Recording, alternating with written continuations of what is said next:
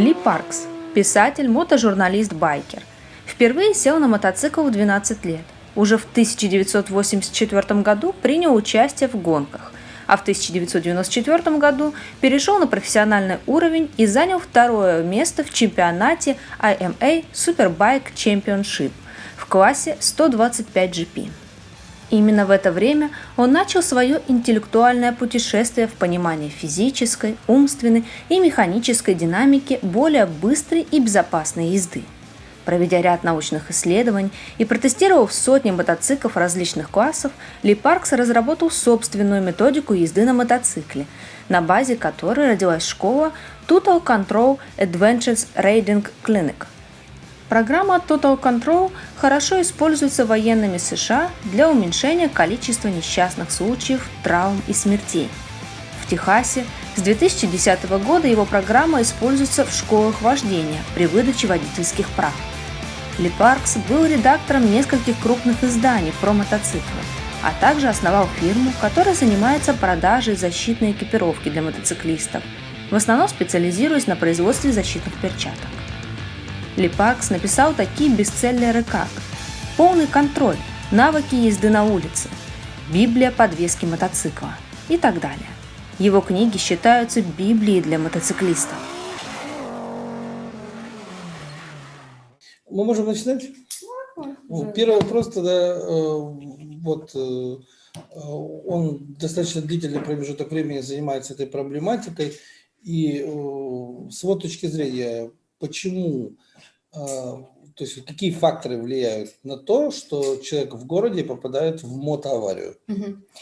So, dear Lee, if you don't mind, shall we start with the first question? And the first question is that why do you think, based on your such an extensive experience and you being a racer yourself, why there are just so many motor crashes? What are the factors that influence motor car accidents?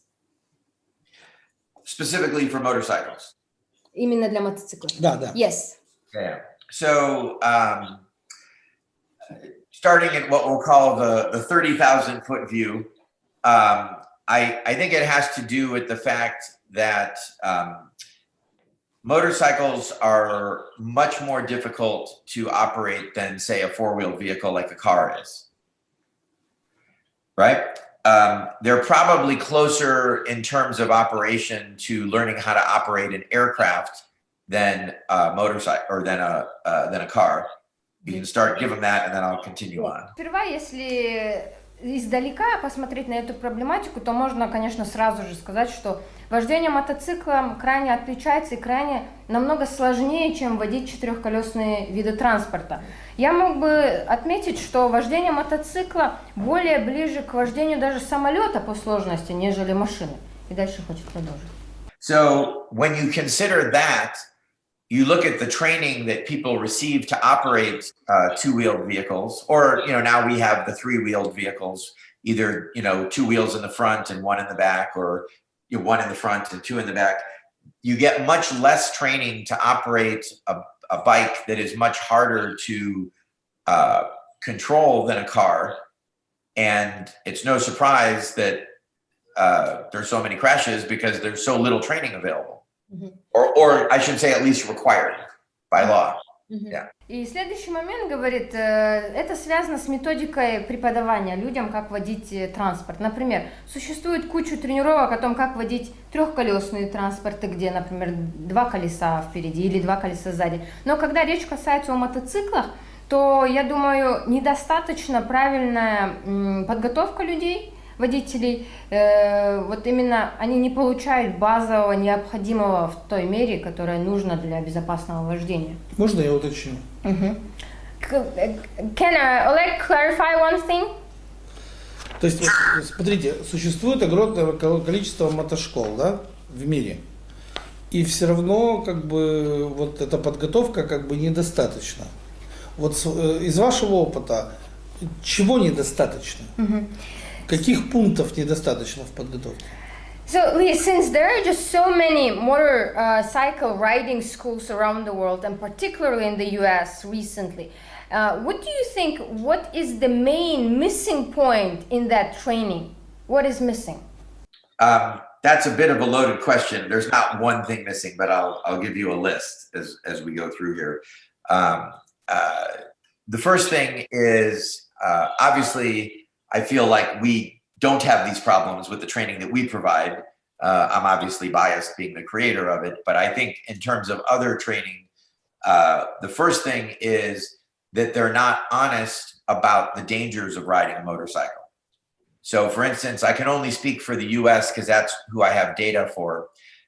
In the US, riding a motorcycle is 38 times more dangerous than driving a car per mile ridden in terms of fatalities.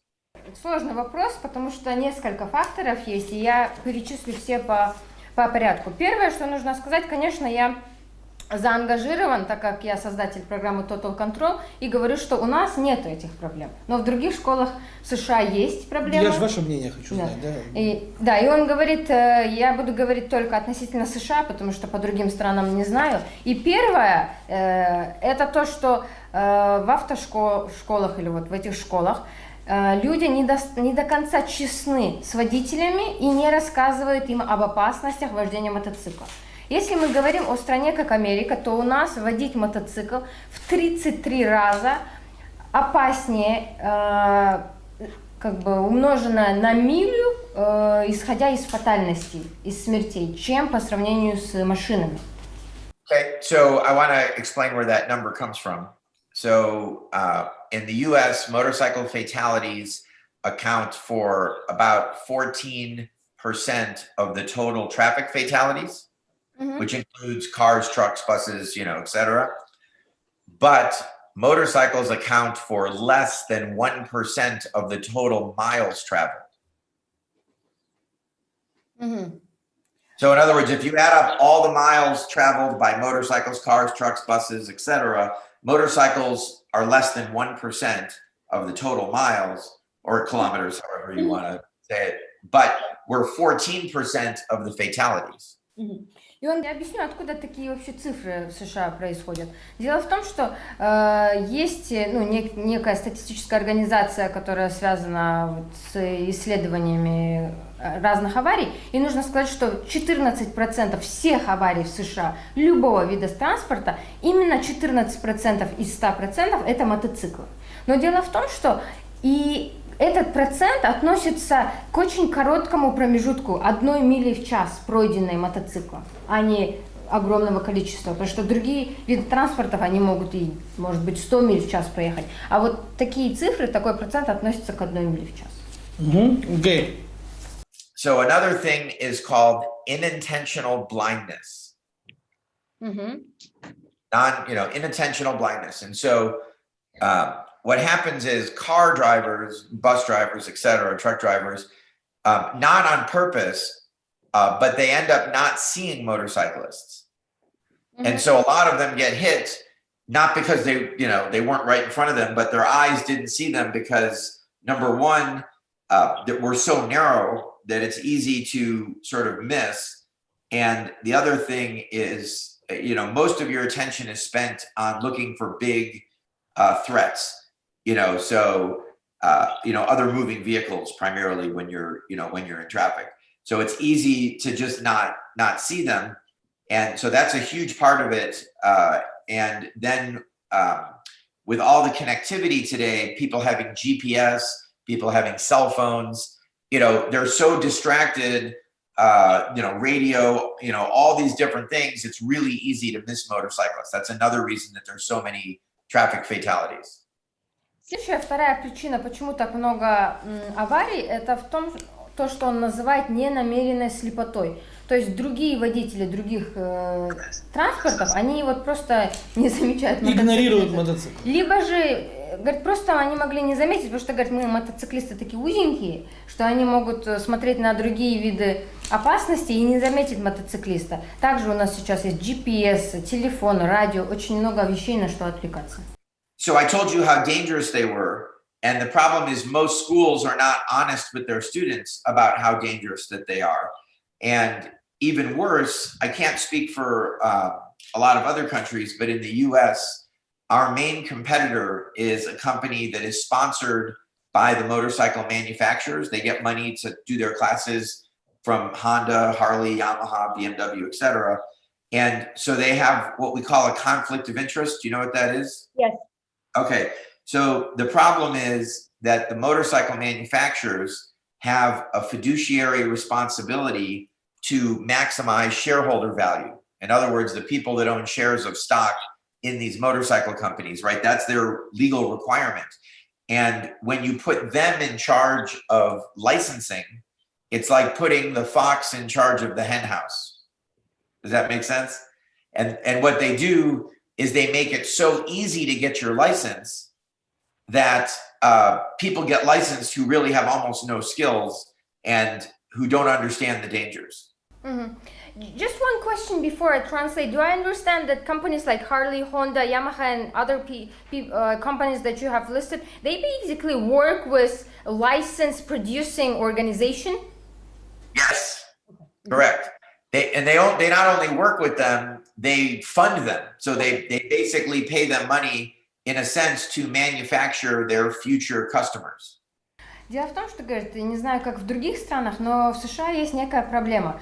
Есть вот основные производители мотоциклов, Harley, Honda, Yamaha, BMW и так далее. И происходит некий конфликт интересов. То есть эти компании, они инвестируют, финансируют, вернее, вот выдачу прав и вот это все, чтобы у них шел бизнес. И дело в том, что они делают, чтобы у них все больше акционеров было, как-то получилось, что вот процесс выдачи водительских прав стал настолько легкий, потому что они заинтересованы в этом, производители мотоциклов.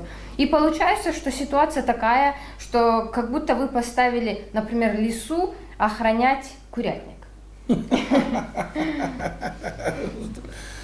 Okay. So, yeah, and part of how we know this is a problem is because when we take over a state program like we did in California from the other company and we did in Pennsylvania, in both cases there was an immediate reduction in fatalities in those states when they switched away from their program to our program.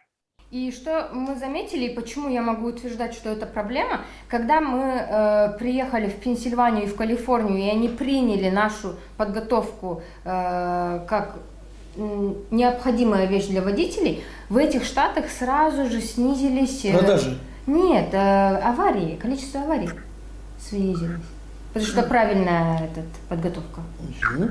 Окей. Okay, so, and part of how we achieve that is we raise the standards both for students to pass and get their license, as well as for instructors to pass and become instructors. И как мы этого добиваемся? Мы повышаем планку того, что требуется и водителям, то есть ученикам, будущим водителям, и инструкторам. То есть для того, чтобы человек мог стать инструктором Total Control, он должен пройти там очень длительные некие тренировки, тесты. Качество преподавания. So basically, this is about raising the quality of education, quality of training. Correct. Raising it and not being afraid to fail people and say, you do not pass, you are not safe to go out on the road. Да. And nobody likes to be the bad guy and say that to somebody. И плюс, говорит, к этому то, что вы сказали, мы не боимся, ставить двойки и говорить, нет, вы не прошли, тест на водительские права, а многим, конечно, не нравится, ты становишься плохим человеком и говоришь, нет, пока человек не пересдаст тест. Окей, я понял. So an example I like to use when I'm training instructors is I used to skydive. You know what skydiving is, right? Okay. So statistically, you have a better chance of getting killed driving your car to the drop zone where you take off than you do jumping out of the airplane. And the reason for that is when you do skydiving, it's extremely controlled and there's a lot of education that goes in and a lot of oversight that goes in before they let you jump out of the airplane. И он говорит, до того, как я стал мотогонщиком, раньше я занимался скайдайвингом, и хочу сказать, что прыгать с самолета намного безопаснее, чем ехать на машине и куда-то что-то оставить.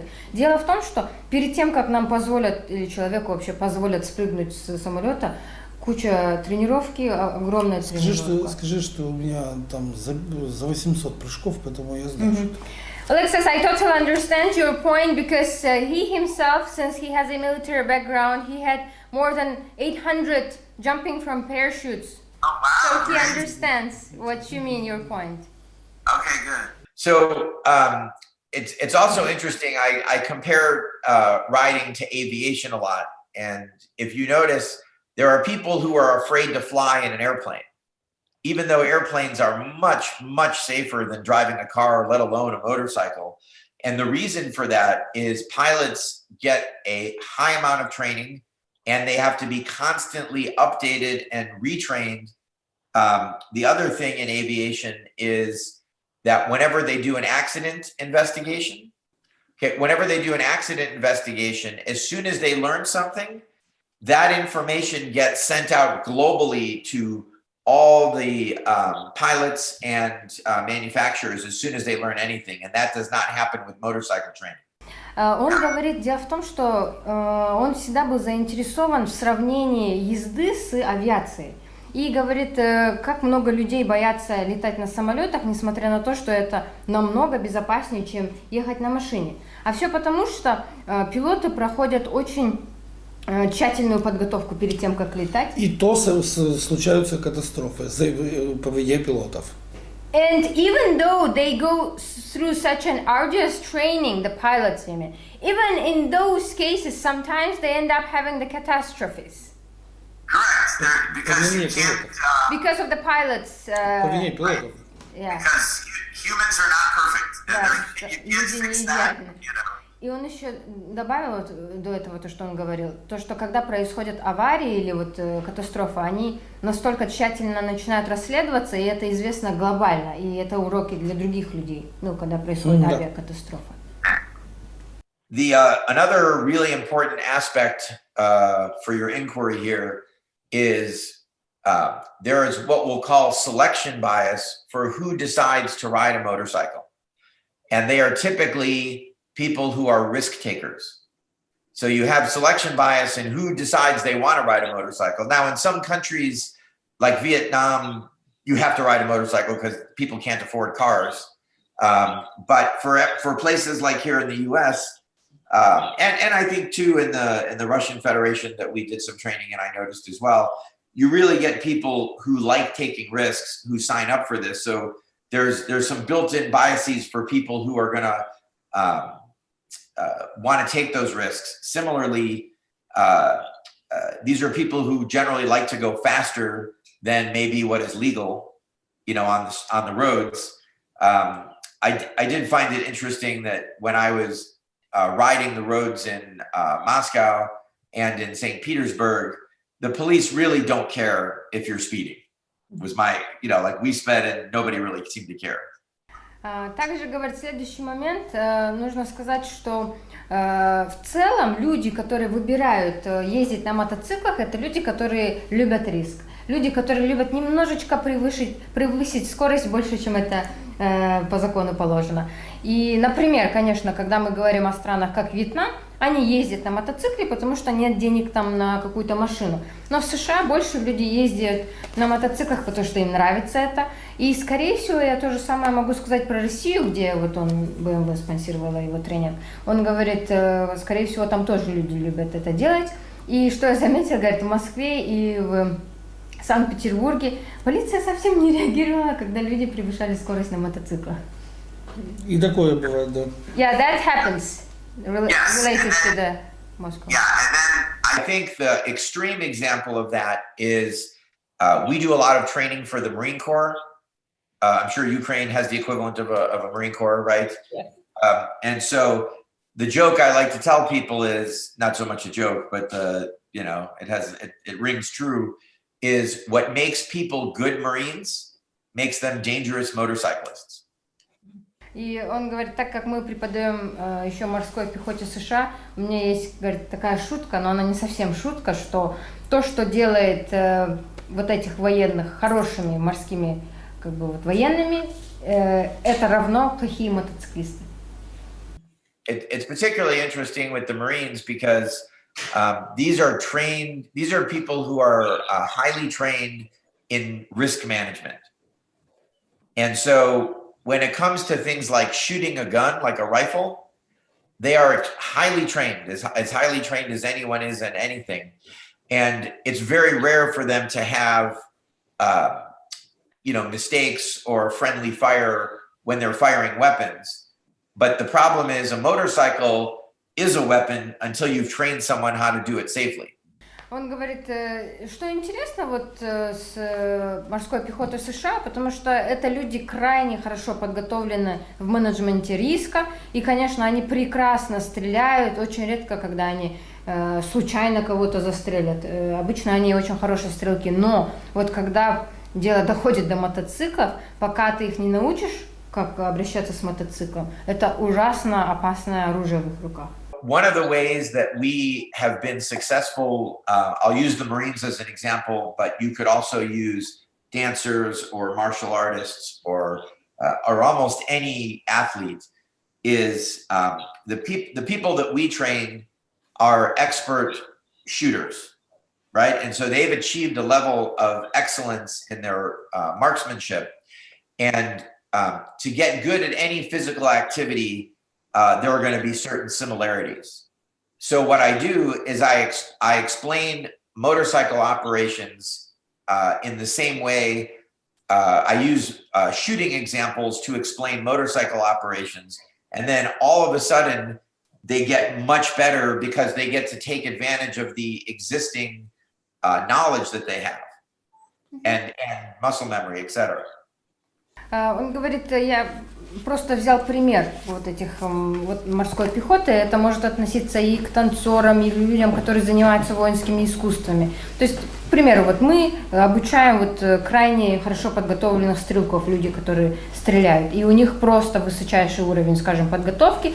Но когда речь идет об обучении езды на мотоцикле, я просто стараюсь провести параллель и объяснять им языком ихним стрельбы, то есть, и они, говорят, очень радуются, быстро учатся, и плюс вот подготовка езды на мотоцикле как бы накладывается на их прошлые знания, потому что модели, примеры я провожу. Еще одно уточнение. Вот с его точки зрения, сколько нужно времени, чтобы человек уверенно научился ездить на мотоцикле? С нуля. Lee, could you please tell, in your opinion, how much time would it take a person who knows nothing in motorcycle, let's say, from zero to become a decent rider? Well, of course, to do that, you have to define what you call a decent rider, because there's a skill-based continuum you could use for that. There's also a judgment side of that. Он говорит, все зависит от того, что для вас, неплохой, хороший мотоциклист, потому что человек спокойно ездит по городу и не попадает в аварии. Да. So when we say a decent motorcyclist, we are speaking about, let's say, a rider who is good enough, who can ride around the city. He's not a racer, and he can ride in the city safely. He doesn't get into accidents. Okay, gotcha. So now I'll tell you the joke. Yes, and that is that good judgment comes from experience, and experience comes from bad judgment. Он говорит, хорошее суждение или способность хорошо судить исходит из опыта, а опыт происходит из плохого суждения. Да, я же из его опыта и спрашиваю. And coming from as for the decent rider, who is somebody who can safely ride in the city, based on your experience and your judgment. Right. So as an example, we have a 2-day class here in California that gets someone their license. And what we basically tell them is, you are now licensed to learn how to ride a motorcycle safely. Because 2 days is not enough, but that's what the law allows to get your endorsement or your motorcycle license. 2 days, yes. В США, оказывается, можно получить права за 2 дня по закону, и ихняя тренировка, программа длится 2 дня, и когда они выдают права, они говорят, мы вам выдали права, чтобы вы могли начать учиться ездить мотоциклом. Но по закону 2 дня достаточно, чтобы получить права. А с его точки зрения сколько нужно? So I don't think that that's enough. I'm just telling you. Yes, он говорит, да, это недостаточно.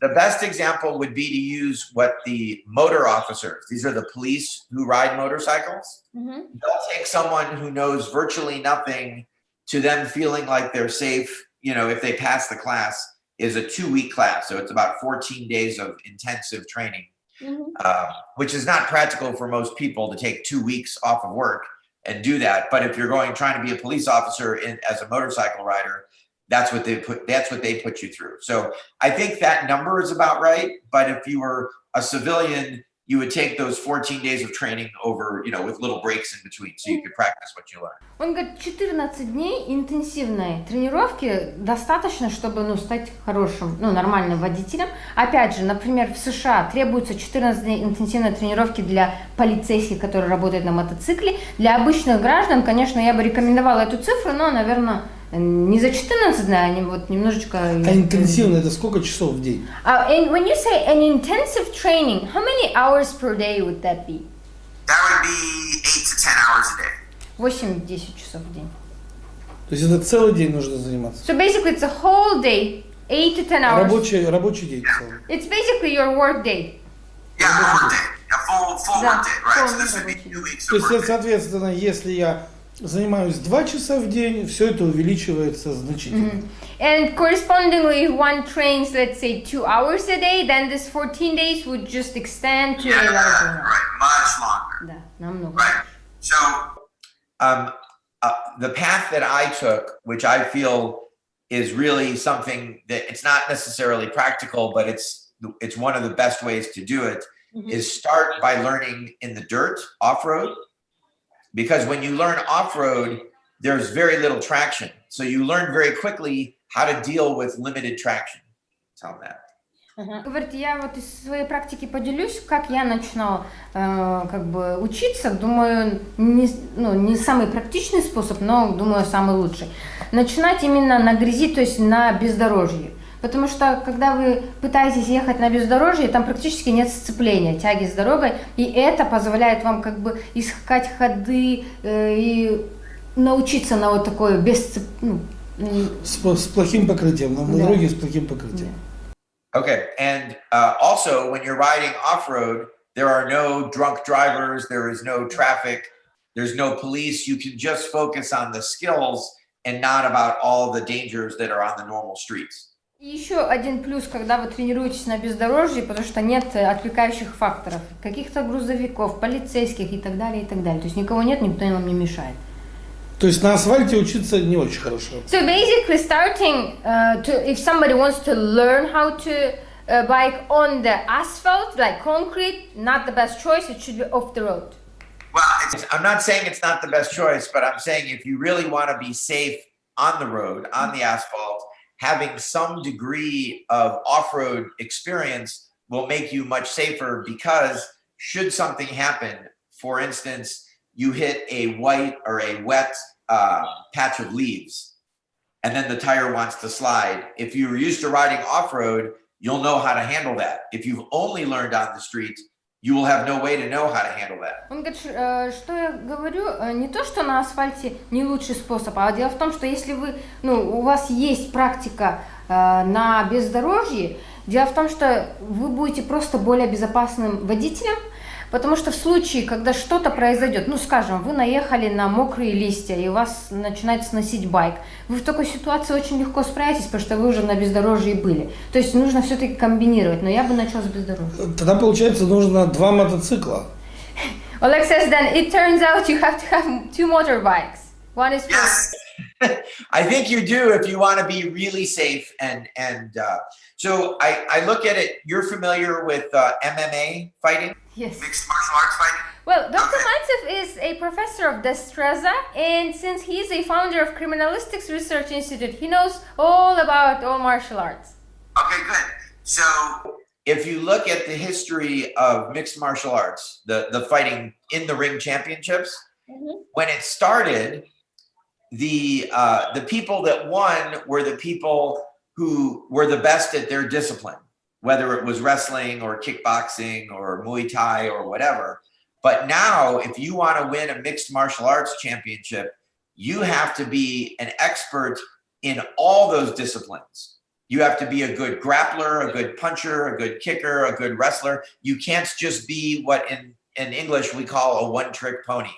You have to be great, not just good, but great at all of those things. And a good motorcyclist is like a good MMA fighter. They've got all these skills, on-road, off-road, etc.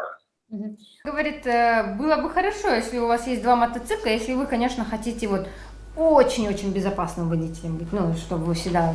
Он говорит, приведу пример с ММА. Если мы посмотрим, наверное, вам не понравится этот пример, но если мы посмотрим на историю ММА, то мы знаем, что раньше для того, чтобы человек победил в некой схватке, например, он был занимался только муай-тай или там и так далее. Но сейчас, чтобы в ММА победить, вы должны быть универсалом, вы должны уметь и грэпплинг делать, и панчи, и удары. И то же самое с мотоциклистом. Вы должны уметь справляться и в бездорожье, и на дороге, и так далее. Ну, получил очень хороший пример. Do you have the copy of my book there? Yes, but here in PDF. Okay, so if you look in low speed turns, I'll show you a picture here. Если вы посмотрите на повороты, где небольшая скорость требуется для их прохождения. Okay, so this guy that I write about in the book, he is the most winning motor cop. They do competitions for motorcycle police, really tight cone patterns. And this guy wins most of them. And the reason is that he is a off-road racer, an on-road racer, do you know what trials is? Like tests, experiments? No, that's the right word, but there's a type of motorcycle competition called trials. Trials are the guys that sort of wheelie up on top of cars and building.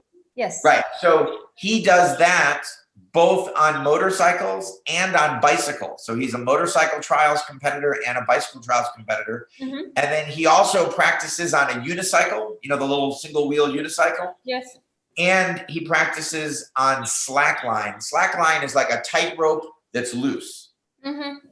So he does all of those things, and that's why he's the best at doing the motorcycle competitions, that style, because he has all of those tools in his toolbox, as we would say.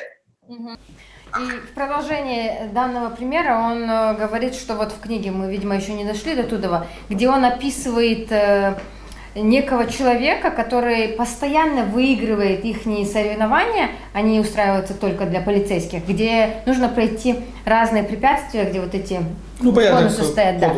И он всегда, каждый раз выигрывает на этих соревнованиях по одной причине, потому что он умеет и на бездорожье ездить, и на дороге. Он умеет, вот когда мотоциклисты прыгают с разных вершин. Индуро называется. Индуро. И на велосипеде это умеет делать, и на мотоцикле это умеет делать, и на юни каком-то одноколесном ездит, и на некой веревке то ли ходит, то ли ездит на ней легко. И говорит, поэтому, так как он всем этим занимается, ему легко выигрывать эти чемпионаты.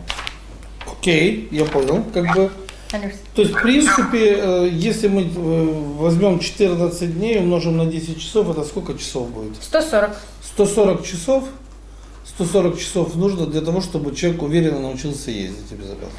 So basically, coming back to the numbers that you gave, 14 weeks of intensive training multiplied by 10. 14 days, not weeks. 14 days, yeah. It's 140 hours of intensive training that would allow somebody to become a decent rider if he does everything correctly. I would say that's an accurate number to be safe on the street. But given that not everybody who went through that or could even make it through all of that would be successful.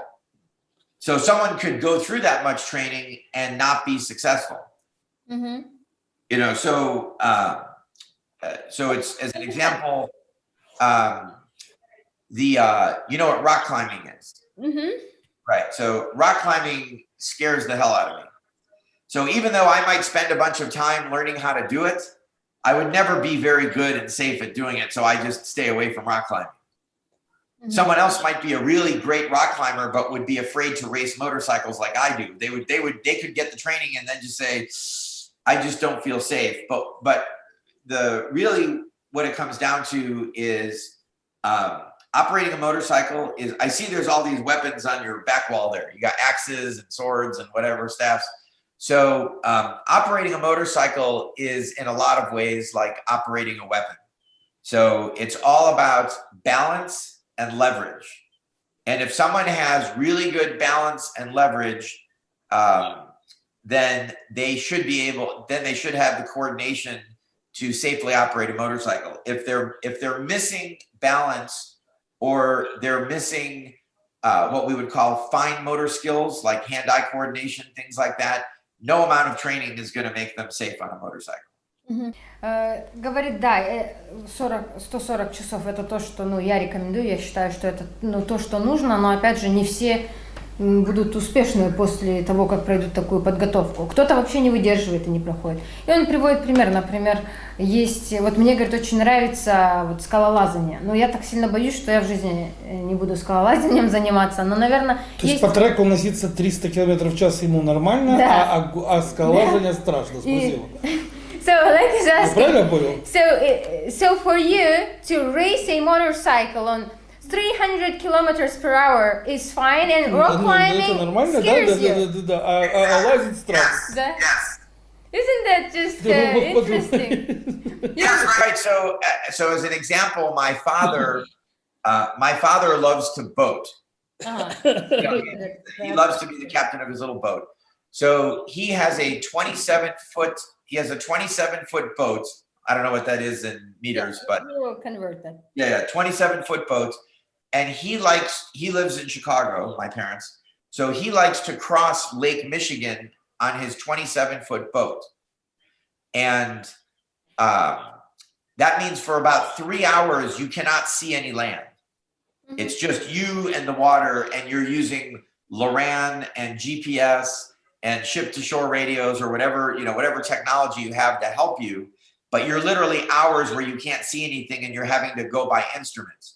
So I remember once asking my dad, why do you do this? This seems very crazy. You're on this tiny boat crossing, they say Lake Michigan is more like an ocean than a lake. And I'm like, why would you take the risk to cross this giant lake? Like, for what benefit? Because he doesn't go by the land. He goes across the hardest parts. And then his response was, I'll use kilometers. My son, who drags his knee on the ground at 300 kilometers an hour, is saying that I'm crazy. I don't understand that either. That's what he would say to me. Вот после продолжения ваших комментариев он рассказывает историю с его отцом.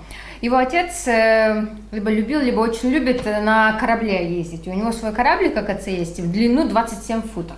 И так как его родители живут в Чикаго, есть некое озеро Мичиган, и говорит, оно не совсем озеро, очень большое. И его отец начинает с одного берега, и именно посередине, не так по берегу, а посередине сам один в одиночку любит переплывать на другую часть озера. И это 3 часа, когда ты не видишь ни земли, ничего, ты один и вода, и ты можешь только инструментами добраться, то есть ты используешь GPS, радио или там компасы. И я, говорит, подошел к отцу и сказал, вот, в чем смысл вот этих действий, зачем так рисковать, для чего ты это делаешь, смысл этого? И отец ему ответил, раз мой сын на скорости 300 км в час волочит свое колено по асфальту, вот это делать, по-моему, не страшно. Ты, по-моему, сумасшедшая, чем я. So I think we all have a personal relationship to risk, and things that we feel are manageable risks we do, and things that we think are not manageable risks we don't do. Mm-hmm. So similar to what you and I had talked about before, I think you'll notice there's a high correlation between motorcyclists and entrepreneurs. You can start with that, and then I'll... Дело в том, что, говорит, я Можно сравнить езду или управление мотоциклом на управление оружием. У вас, говорит, на стене очень много оружия. Практически те же самые навыки требуются. Это координация, баланс и некий рычаг или упор. То есть, если одного из чего-то нету, то очень сложно и мотоциклом управлять. Вот здесь очень важный момент, о каком рычаге идет речь. There's one important thing in my translation. Basically, before you said when we are operating a bike, we can parallel it with handling a weapon, you said. And so you said the balance, coordination, and leverage is important. So Oleg is asking, when we speak about the leverage, what do you mean? Could you please elaborate? Sure. I'll give you a fun story that he will like. Я говорю вам прекрасную историю, которая вам понравится. Ну, это отвечает на вопросы. That will explain leverage. Okay. Это объяснит вам. Okay. So, you know, with like the carnivals, they have a thing where you take a hammer and you hit it, and then it goes up to hit the bell. Он говорит, знаете, вот иногда на карнавалах делают следующую штуку. Неким топором бьют обо что-то, и этот мячик... Да, ну понятно, по катапульте оно улетает. Да. Like a catapult. Yeah, like catapult. You hit it, да, and it shoots the thing up, and it goes bing, and hits the bell, right? You're familiar with that? Да, и она на звонок. Да. Okay, good. So, back when I was in college, I was really into martial arts back then. And I was in much better shape than I am now. But at that time, I weighed about 150 pounds. And I went to one of those carnivals, and they had that ring the bell thing. And I looked at it as a leverage and strength issue. And I said, I'm only 150 pounds, so I don't have a lot of strength. But if I can focus that strength and I can use leverage, I might be able to hit the bell. Start with that, and then I'll tell you the rest. И он говорит, когда я был еще в университете, я очень увлекался воинскими искусствами, и тогда я был в очень хорошей форме, нежели я сегодня, и тогда я весил 150 фунтов. И я попал на один из таких карнавалов, где нужно было вот позвонить в звонок, используя вот такую катапульту. Я, говорит, посмотрел на это, и я понимаю, что мне силенок не хватает, так как я не такой сильный парень, но я понимал, что все дело в рычаге и в силе. Я думал, если я сосредоточу некую величину моей силы, используя правильный рычаг, я попаду. И он продолжит сейчас. So, right before I went, a guy who weighed maybe 220 pounds and was very big and strong and full of muscles could not hit the bell, and he was feeling very stupid because he's so strong, but he couldn't hit the bell. So then I come up, and I'm much smaller than him. And then what I'm about to tell you is what I did. So translate that, and then I'll finish. И говорит, дело в том, что до того, как я подошел к этой катапульте, парень подошел намного крупнее меня, весь мускульный, 220 футов весил, а я 150, и у него не получилось, и он чувствовал себя идиотом. Okay, so the thing that you hit with the hammer is a lever, right? You hit with the lever. Молотком бьем на рычаг. Да, я понимаю. Yes. So where the pad is that you hit the hammer on is about 6 inches long. И вот эта часть, которую мы били, она примерно 6 дюймов была. So if you hit the hammer in the middle of the pad, you have a certain amount of leverage. So what I did was I didn't hit the pad in the middle, I hit it on the edge, so I had more leverage. И говорит, я подошел к этой катапульте, и вместо того, чтобы посередке бить вот этой части самой длинной, я ударил по концу. Ну да, понятно. So that got me closer, but not yet to the bell.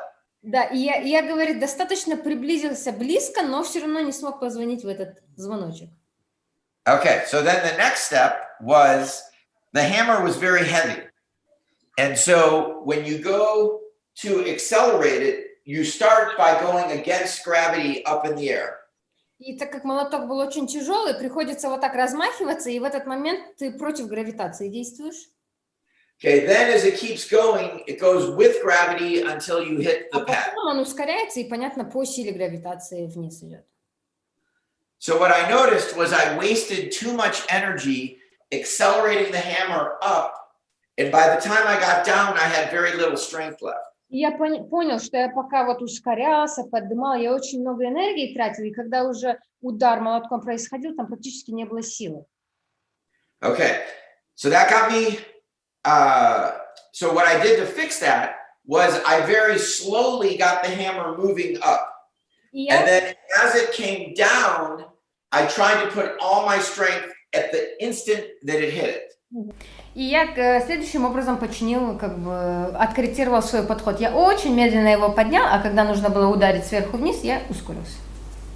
So I had one last trick to try, and this is what made me successful. И вот следующую вещь, то, что последнюю я попробовала, это у меня сработало, и все получилось. And this comes from martial arts. И это из воинских искусств я использовала. So what you do is, as you're hitting the target, you drop your knees like this.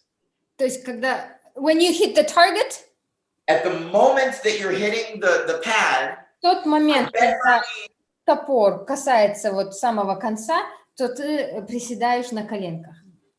Okay, so what that did was that added the 150 pounds of dropping energy to the rotating wrist, to all the power at the end, to the slow uptake. И получается, в этот момент, когда я немножечко согнул колени, все мои 150 футов, весь мой вес приземлился прямо на эту штуку. И вот так у меня получилось позвонить звоночек. So that is how the 150-pound college student rang the bell when the big guy could not. Вот такой худой ученик смог это сделать, когда 220-футовый громадный человек не смог. Так, где это в мотоцикле? And where is that in the motorcycle? I'm getting there. I'm getting there. Не дошел. Okay. So I had to explain the lesson of leverage. Он So говорит, now you understand how I это use рычаг. Хотелось. the concept of leverage to hit the bell. Я хотела сперва рассказать о том подходе, который я использовала при рычаге, чтобы ударить, позвонить в звоночек. So using that same philosophy of leverage, when I developed the riding skills that you read about in the book, I positioned the rider's body in such a way, and I used the rider's hands and feet and weight to use my body as a lever to do as much of the work, to make it as easy as possible to put the inputs into the bike, and the less physical effort you put in, the more precise your ability to control the bike is. Let me translate that. И он говорит, как в мотоцикле это используют. То есть я сажу водителя так, чтобы все было идеально. То есть мы используем тело как рычаг, мы смотрим как руки, ноги на мотоцикле. И самое главное, чем меньше физических усилий и физической нагрузки вы делаете на мотоцикл, тем точнее управление мотоциклом. Я понял. Good. Now I'm going to illustrate it with you two. И сейчас иллюстрирую YouTube. Okay, I want you guys to both get just like a piece of paper and a pen. So, okay, both of you. I want both of you to get him his one, Вы two. тоже, чтобы ручку взяли. Есть. Yes.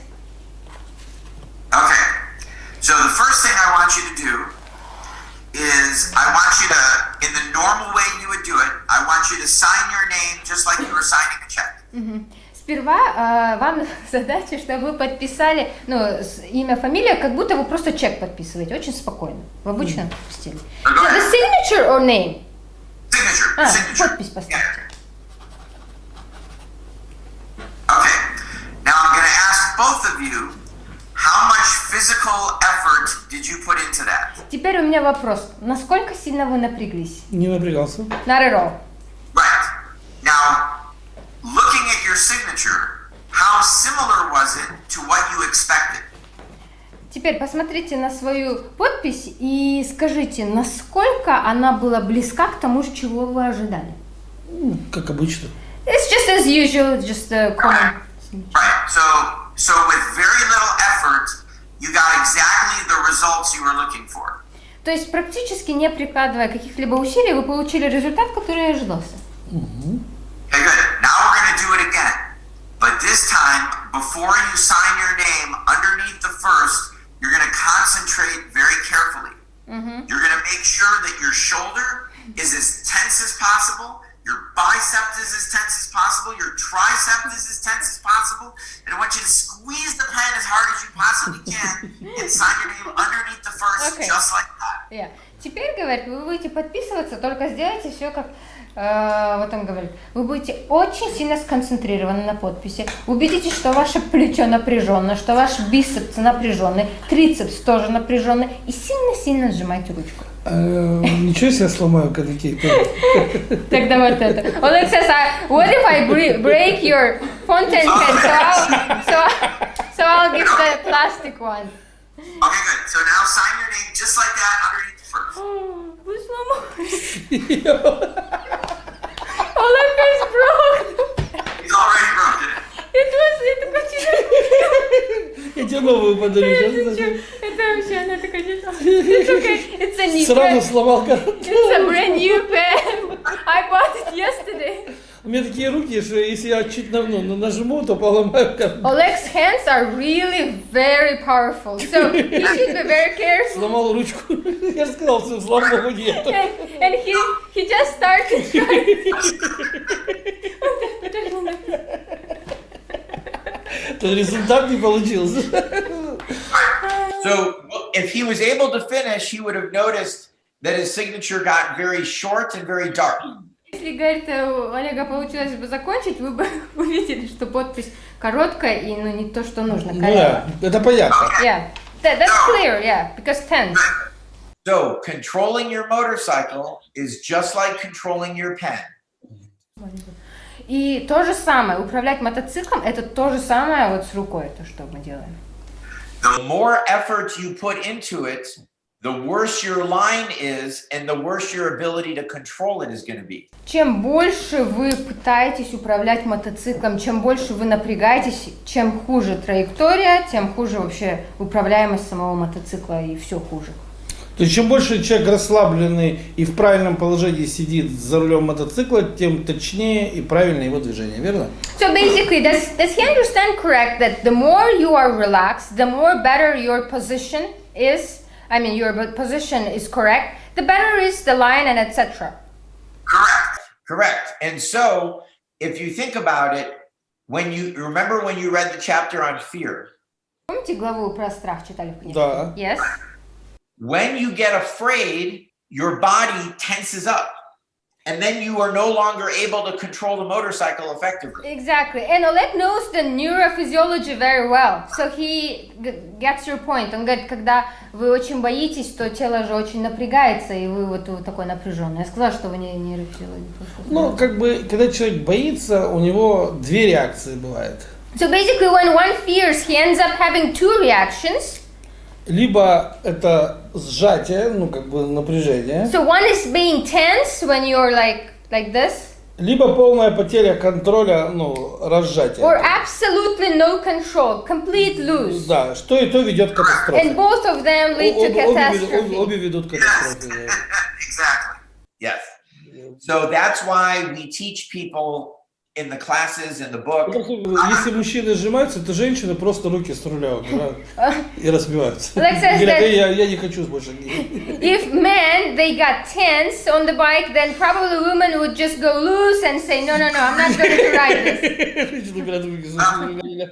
So, больше не хочу ехать. when you get afraid, right? So we have this human response.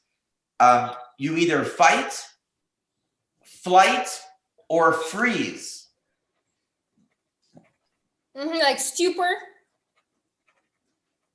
Like, so, when you get scared, you're either going to fight, or freeze, like stupor. Run away, or just freeze. Yeah. Like having a stupor, right? Говорит, мы еще говорим 3F, когда человек в страхе, он либо убегает, либо в конфликте дерется, либо замораживается, как ступор. Да, в ступор попадает.